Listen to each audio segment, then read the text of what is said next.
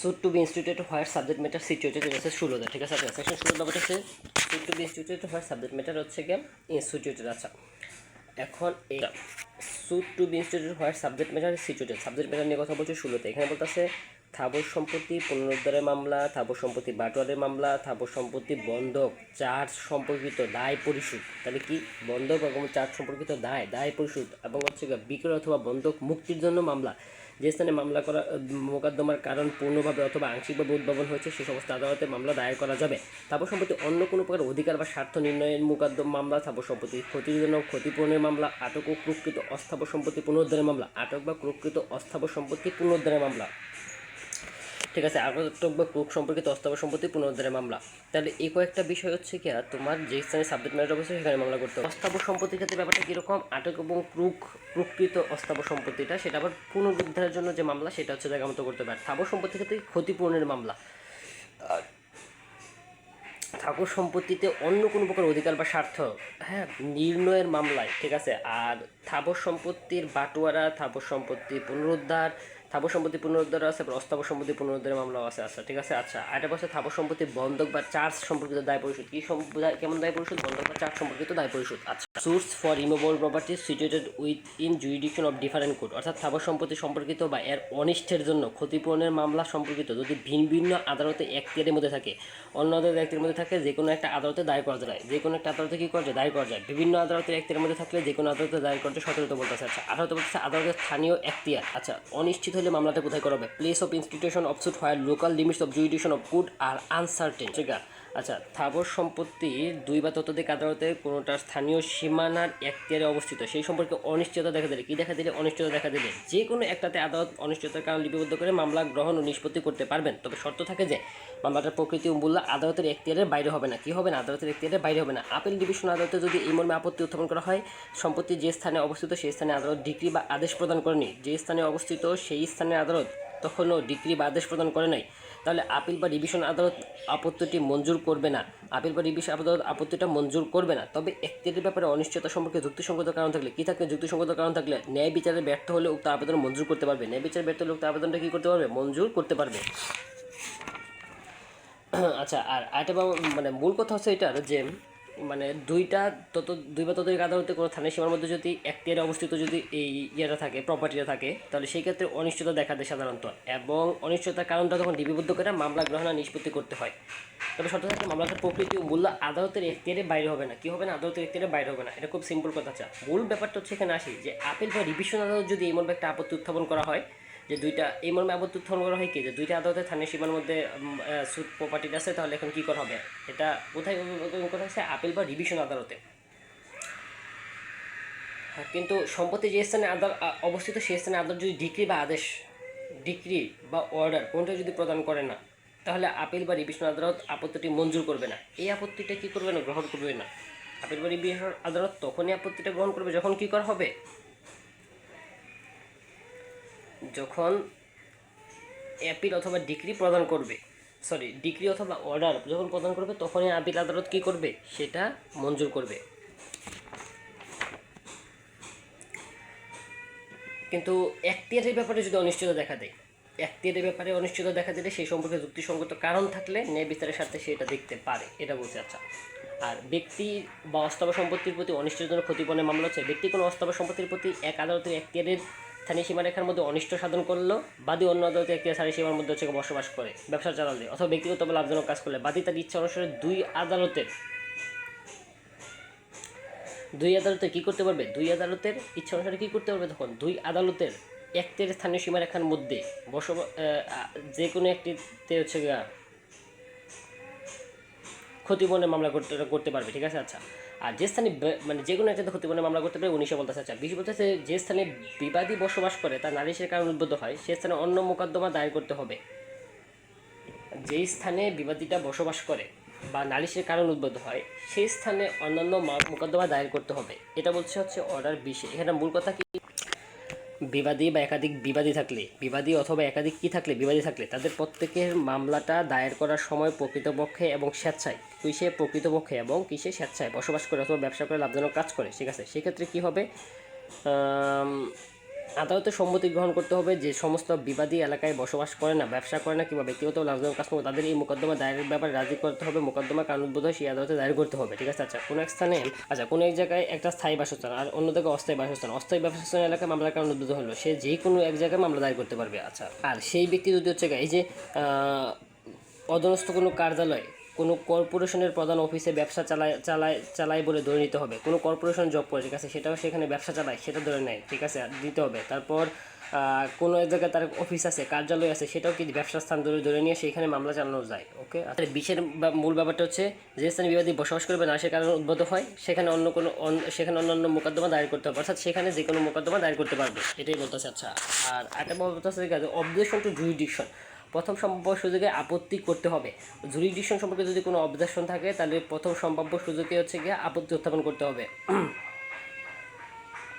পরবর্তী কোনো আপত্তি মঞ্জুর করা হবে না, তবে ন্যায় বিচারের স্বার্থে এরূপ আপত্তি মঞ্জুর করতে পারে। একাধিক আদালতে দায়রাযোগ্য মোকদ্দমা স্থানান্তরের ক্ষমতা 22-এ বলতেছে। Power to transfer of suit সম্পর্কে বলতেছে যে বিবাদী অন্য একটা আদালতে মোকদ্দমা হস্তান্তর করতে চাইলে কয়েকটা শর্ত পূরণ করতে হবে। এটা হচ্ছে অপরপক্ষ নোটিশ দিতে হবে, আর প্রথম সম্ভাব্য সুযোগ ও বিচার্য বিষয় নির্ধারণের সময় বা পূর্বে স্থানান্তরের জন্য আবেদন করতে হবে। ঠিক আছে। আর অপরপক্ষকে আপত্তি শ্রবণ করে কোনো আদালতে মামলা বিচার হবে তা নির্ধারণ করবে। আর অপরপক্ষের আপত্তিটা শ্রবণ কইরা কোনো একটা অপরপক্ষের আপত্তি শ্রবণ করে কী করতে হবে, মামলা শ্রবণ করে কোনো আদালতের মামলার বিচার নির্ধারণ করবে। আচ্ছা, আরেকটা হচ্ছে যখন আবেদন করা হয়, যখন একটি সময় একাধিক আদালতে একই আপিল আদালতের অধীনে হয়, একই জেলার আদালতের মধ্যে হয়, তখন সেই আপিল আদালতে জেলা জজ, আর আদালতগুলো ভিন্ন আপিল আদালতের অধীনে হলে হাইকোর্ট বিভাগ। ঠিক আছে। মানে যে আদালতে দরখাস্ত করতে হয়, টু হট কোর্ট অ্যাপ্লিকেশন লাই, যে যখন আবেদন করতে হয় যখন একটি সময় একাধিক আদালত একই আপিল আদালতের অধীনে হয়, একই জেলার আদালতের মধ্যে হলে জেলা জজ, আর আপিল আদালতগুলো ভিন্ন আপিল আদালতের হলে মানে এক জেলা থেকে অন্য জেলায় হলে হাইকোর্ট বিভাগে। ঠিক আছে। মামলা স্থানান্তরের যে কোথায় মামলা স্থানান্তরের জন্য কোথায় দরখাস্ত করতে হবে বলছে, জেলা জজের কাছে যদি কী করা হয় মানে একই জেলার আদালতের মধ্যে হয়ে থাকে জেলা জজ, আর এক জেলা থেকে অন্য জেলায় হয়ে থাকলে, ঠিক আছে, একই জেলার এক আদালত থেকে অন্য আদালত, মনে করো হাইকোর্ট থেকে এই তোমার সিনিয়র সরকারি জাজ থেকে সহকারী জাজের আদালতে বা অন্যান্য আদালতে, যেমন জয়েন্ট ডিস্ট্রিক্ট জাজের আদালতে, তখন জেলা জজ। আর যদি এক আদালত থেকে অন্য আদালতে হয়ে থাকে মানে এক জেলা থেকে অন্য জেলা, যেমন ঢাকা জেলা এই গাজীপুর জেলা থেকে তোমার গেলাম বা খুলনা জেলায়, সেক্ষেত্রে কী করা হবে, হাইকোর্ট বিভাগে আবেদন করতে হবে। আচ্ছা, এটা হচ্ছে 23। আর 24 বলতে স্থানান্তর প্রত্যাহারের সাধারণ ক্ষমতা কার আছে, হাইকোর্ট বিভাগ অথবা জেলা জজের আছে, যে বললাম 23 সেটা হাইকোর্ট বিভাগ ও জেলা জজের আছে। তবে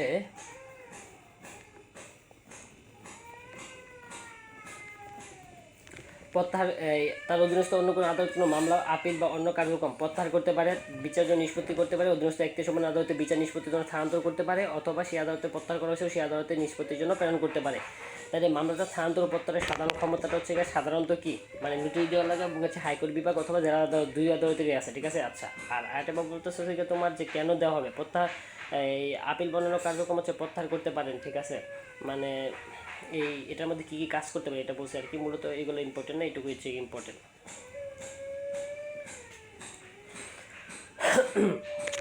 আচ্ছা, উপস্থিতি সম্পর্কে কী বলছে, কোনো মামলা, আপিল বা অন্য কার্যক্রম স্থানান্তরিত বা প্রত্যাহিত হলে, কী করা হলে, স্থানান্তর করা হলে বা প্রত্যাহার করা হলে আদালত পক্ষগণের উপস্থিতির জন্য অবশ্যই একটা তারিখ ধার্য করবে। কী করবে, অবশ্যই একটা তারিখ ধার্য করবে। যে আদালতের নিকট মামলাটা, আপিল বা অন্য কার্যক্রম স্থানান্তরিত হয়েছে সেই আদালতের পূর্ব নির্ধারিত তারিখে মামলা পক্ষগণকে উপস্থিত হতে হবে। পূর্ববর্তী কী করতে হবে, মামলা পক্ষগণকে কী করতে হবে, উপস্থিত হইতে হবে। আচ্ছা, institution of suit, every suit shall be instituted the presentation of the complaint or in such other manner as may be prescribed, অর্থাৎ প্রত্যেকটা মামলা কী করবে, আর্জি পেশ করে অথবা নির্ধারিত অন্য কোনো পদ্ধতিতে দায়ী করতে হবে, আর্জি পেশ করে অথবা অন্য কোনো পদ্ধতিতে দায়ী করতে হবে। আচ্ছা, দেওয়ানি কার্যবিধি ধারা 26-4 বিধি 1-1 অনুযায়ী আর্জি দাখিলের মাধ্যমে মামলা দায়ের করার বিষয়ে বলা আছে। শায়েস্তার নিকট আর্জি দাখিল করা হয়, তিনি কোর্ট ফি সহ যাবতীয় দলিল যাচাই করবে।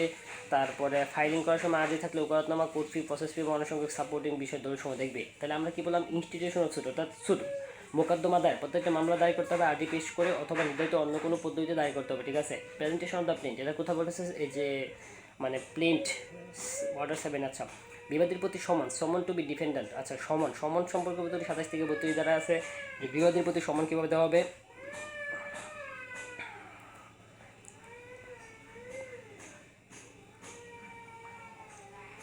মানে যে বিবাদীকে উপস্থিত হয়ে বাদীর জবাবদারির জন্য নির্ধারিত পদ্ধতিতে সমান দান করা লাগে। 27। 30 বলতেছে উদ্ঘাটন এবং অনুরূপ বিষয়ে আদেশ দানের ক্ষমতা, power to order discovery and like. আচ্ছা, মানে আদালত যে কোনো সময় নিজ উদ্যোগে বা অন্য কোনো পক্ষের আবেদন ক্রমে প্রশ্নাবলী সরবরাহ, জবাবদান, দলিল, তথ্য স্বীকার, অন্য কোনো বস্তু আবিষ্কার, পরিদর্শন আবিষ্কার পরিদর্শন বা দাখিল, আটক, ফেরত সম্পর্কে প্রয়োজন আদেশ দিতে পারে। সাক্ষ্যদান, দলিল দাখিল, অন্য কোনো উপায় উদ্দেশ্যে কোনো ব্যক্তি হাজির হওয়ার দরকার হলে তার প্রতি সমন প্রদান করতে পারে। কোনো তথ্য হলফনামা দ্বারা প্রমাণ আদেশ দিতে পারে। আচ্ছা, সাক্ষীর প্রতি সমন টু বি উইটনেস।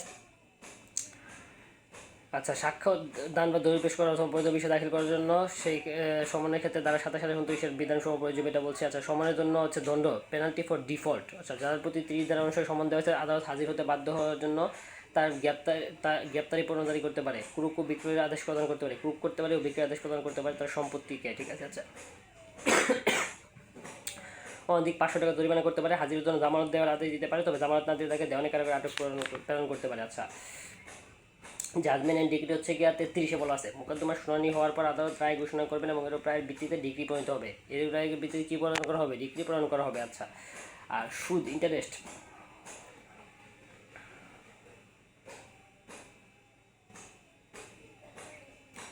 ইন্টারেস্টের কথা বলছে 34। ঠিক আছে। যে আসল অর্থের উপর যুক্তিসঙ্গত হারে সুদ প্রদানের আদেশ দিতে পারে আদালত ডিগ্রির অর্থ পরিশোধ সম্পর্কিত। ডিগ্রির অর্থ পরিশোধের ক্ষেত্রে কী করতে হবে? আদেশের যুক্তিসঙ্গত হারে তোমার সুদ প্রদান করে আদেশ দিতে পারে। ঠিক আছে। মোকদ্দমা দায়েরের পূর্বে যে কোনো সময়ের জন্য মোকদ্দমা দায়েরের তারিখ হতে ডিগ্রি তারিখ পর্যন্ত সময়ের জন্য।